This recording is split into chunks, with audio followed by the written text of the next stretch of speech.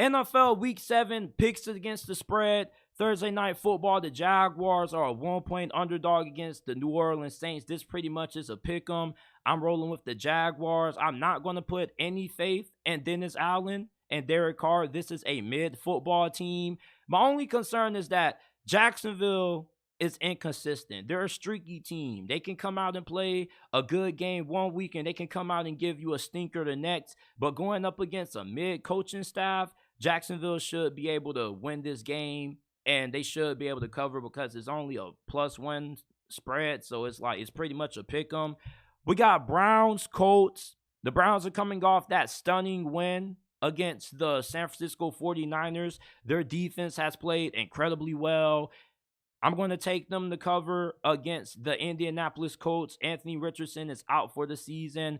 Gardner Minshew is in, and Gardner Minshew struggled last week against the Jaguars. And I think with how great that Jim Schwartz defense is, I'm not expecting too much out of Indianapolis offense. And even if Deshaun Watson isn't ready to go in this game, I don't really think it will make a difference having PJ Walker at QB.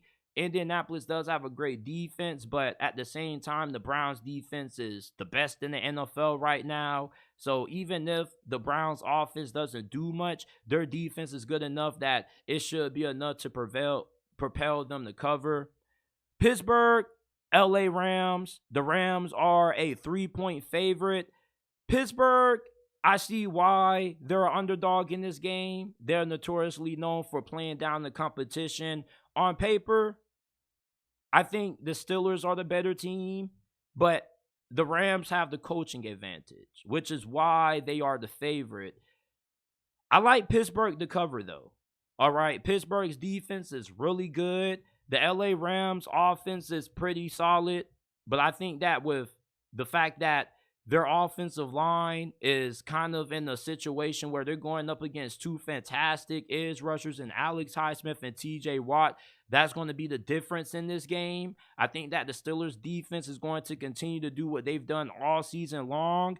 I don't know about this secondary, all right? But what gives me confidence is that the Rams defense is not that talented. They got a lot of young players on that team. I think even though the Steelers have had their struggles offensively, they should be able to crack 20 in this game. And if the Steelers can get the 20 points in any game, I think they got a good chance at being able to win. And even though I'm not high on the play calling, a lot of people hate Matt Canada's guts, I just trust him against a defense that really isn't that talented. I think that the Steelers offense should be able to do enough to get the win. We got the Raiders and the Bears. No Justin Fields. I'm easily taking the Raiders to cover. Even though I wouldn't be surprised if the Chicago Bears ended up covering, just because it is the Raiders. I don't know how much faith you can really have in Josh McDaniels, but against below average teams, the Raiders have been able to be pretty good. When they go up against top level competition, not so much, but they beat up on the Packers. They also recently beat the New England Patriots. So I expect them to continue to roll against the Chicago Bears, who aren't going to have Justin Fields. I'm trying to pull up the next slate of games that we have here. Give me a second. All right. Buffalo, New England. New England, 8.5-point underdog at home, going up against the Bills in Foxborough. I'm going to go with Buffalo to cover, man. It's tough because at one point, you would think that New England's defense could keep them in the game. But it's like their defense hasn't really had any hope due to how bad the offense has been. And when you don't have a great offense, your defense can only do so much. The Buffalo Bills, they tend to play down the competition. But there's just such a big talent gap between these two squads. Like, I would be surprised if Buffalo isn't able to blow out New England. What's up, my guy? Ice White Ice in the chat. What's up to you? Hope you're having a good night. Washington versus the New York Giants. I'm taking Washington. Washington is a team that I've been really high on even before this season started. Sam Howell has looked really good. They don't got an offensive line, but I don't think the New York Giants got all that good of a pass rush, and their offensive line is terrible in their own right. And the Washington Commanders have one of the best defensive lines in the NFL. You got Montez Sweat, Jonathan Allen, Deron Payne, Chase Young is making his claim for comeback player of the year. I like Washington to cover. We got Atlanta and Tampa Bay. Atlanta is a 2.5-point underdog. Tampa Bay is the favorite. I trust Tampa to cover because they got a great defense. Atlanta's offense is really inconsistent. You know, they don't really do a good job at giving the ball to their playmakers. I'm still wondering why the hell is Tyler Algier is getting a considerable amount of carries compared to Bijan Robinson, even though they drafted Bijan in the top 10. Whatever, that's a discussion for another day. The Buccaneers defense is legit.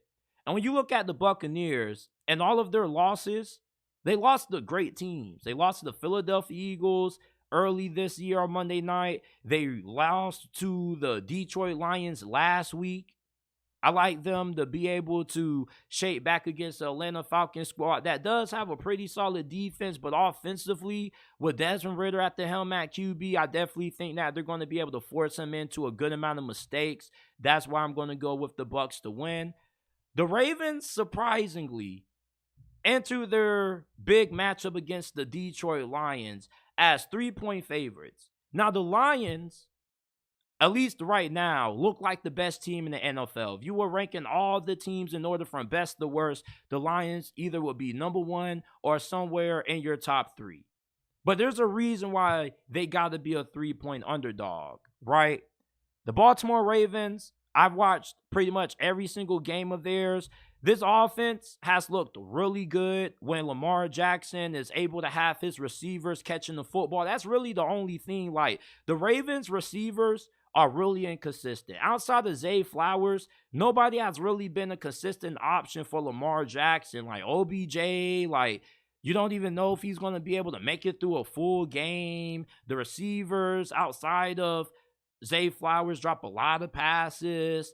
And I still don't really know about the Baltimore Ravens pass rush in this game going against one of the best offensive lines in the NFL. I'm going to go with the Lions. I love my guy, LaMarvelous. He's having an incredible season, but I think right now the Lions just are overall a better team than the Ravens. So I'm going to take them to cover this game, and I wouldn't be surprised if they end up winning this game outright. You know, I'm a little surprised that Baltimore is a favorite. I guess it's because they're playing at home. We got Packers, Broncos. This is pretty much a pick 'em. Broncos are a 1-point underdog. Packers, 1-point favorite. I don't really know, man. I really don't know. Because Jordan Love, like, you're damned if you do, you're damned if you don't. He'll play crappy in the first half. He'll wake up in the second half. The last time I watched him play, he played an all-around terrible game against the LA Raiders. Like, he had a bone-scratching interception that he threw to seal the win for the Raiders. But at the same time, like, the Broncos are terrible. You feel me? It's like, I don't know. Who do y'all have? For those of you guys in the chat right now, who do you guys think is going to cover or win this game pretty much? The Broncos or the Packers? I don't know. Like, I'm really am leaning the Broncos because, like, I know their defense is terrible, but Jordan Love is a really young quarterback, and he is prone to make a lot of mistakes. I like Denver, okay? Like, I'm not super confident about this, all right? But since I got to pick one, you damn near could flip a coin and pick whoever it lands on to win this game. I'm going to trust Denver to get the win. I just don't really trust Jordan Love in a spot like this. And Joe Barry's defense, a lot of Packers fans are not impressed with it. They don't like this dude as their defensive coordinator. So I think that this could be a game where we see the Broncos offense potentially roll. Chargers, 5.5-point underdogs against the Kansas City Chiefs. You know, Brandon Staley's defenses have been terrible. And the offense for the Chargers has been pretty much lights out, minus their Monday night performance against the Dallas Cowboys. Now, even though the Chargers offense has been really good, they struggled against a really good defense in Dallas. And Kansas City's defense, this is the best defense that Steve Spagnuolo has ever had in his last couple of years being the DC for the Chiefs. The Chiefs' offense is a little bit out of sorts right now, but you do have Travis Kelce still. Rashid Rice is starting to emerge as the top receiver in that offense. I like Kansas City to cover. Okay. This probably will be a close game, but I think it'll be a game that probably will be more decided by 6 points or more versus it being decided by 5 points or less. The Chargers just don't have a great defense, and regardless of the Chiefs' offensive struggles, I mean, Brandon Staley isn't a good coach, and I think that Andy Reid is going to get the best of this matchup. And even if the Chargers' offense can score some points on Kansas City's defense, I don't think that Kansas City's offense is going to get stopped too many times against that Chargers defense. Their offensive line should hold up pretty well against that Chargers pass rush, which is really good. But if you can keep Patrick Mahomes upright, they're going to have a field day with that secondary. Outside of Derwin James, you can run whoever offense on whoever is guarding any of your wide receivers. Dolphins, Eagles, this is tough. This is probably the biggest game this week. You know, the Dolphins, their offense, when it's on, is on. But let's not forget when they lost to the Buffalo Bills. All right, the last time this team went up against an incredible defense, their offense got shut down. And even against the New England Patriots, the New England Patriots defense had a pretty good outing. Now, Philadelphia, they're looking for some help in their secondary. Their secondary hasn't played at the level that it did last year, and this defense kind of has taken a little bit of a step back. Jalen Hurts kind of has taken a step back as well. But one thing about this Vic Fangio defense is that it's a conservative defense. All right, and you should be able to have success running the football against Miami if you are Philadelphia. And I think that Philadelphia still is the better overall team than Miami. I'm going to take the Dolphins to lose this game, and I'm going to take the Philadelphia Eagles outright and to cover. The Philadelphia Eagles are still a really good team. I think that people are kind of over critiquing them just a little bit because of the changes that they've had on the coaching staff over the course of this offseason. I still think that they're one of the best teams in the NFL, and I think they're going to prove it in this game, and they're going to be able to cover. Seattle, -8 against Arizona. I feel like this is a trick by Vegas to steal money from you, because looking at this game on paper, you would think Seattle should run away with it, but Geno Smith hasn't looked all that great. You know, this defense can play good football at times, but at the same time, they also can look pretty bad at certain moments. And Arizona has shown the ability to hang around with pretty much any team. All right, now they didn't really have a great performance against the Rams. That probably was the worst game of the year. Against Seattle, you know, I'm probably going to have to go with Arizona. I'm going to take Arizona. Like, Seattle's offense just hasn't looked all that hot to me. Geno Smith hasn't looked all that hot. He made a lot of mistakes last week against the Cincinnati Bengals. I like Arizona to be able to cover that +8 against Seattle. Now, are they going to win this game? I'm not going to take them to win, but I am going to take them to cover. Now, lastly, we got Monday Night Football. 49ers, -7 on the road against the Minnesota Vikings. A Minnesota Vikings team that their defense is better than what it was last year with Brian Flores calling the plays, but they just don't got a lot of talent, and they're outmatched on the offensive line too. When you look at the San Francisco 49ers defensive line versus the O-line of the Vikings, it's a mismatch. But we do know that Minnesota is more than capable of being able to put up points on any defense if you give Kirk Cousins time to throw the football. They are without Jay Jettas, but they got Jordan Addison, KJ Osborne, TJ Hawkinson. They got a good core that should be able to fill the lack of production that they're not going to have without Jay Jettas. I don't know if I'm going to take San Fran.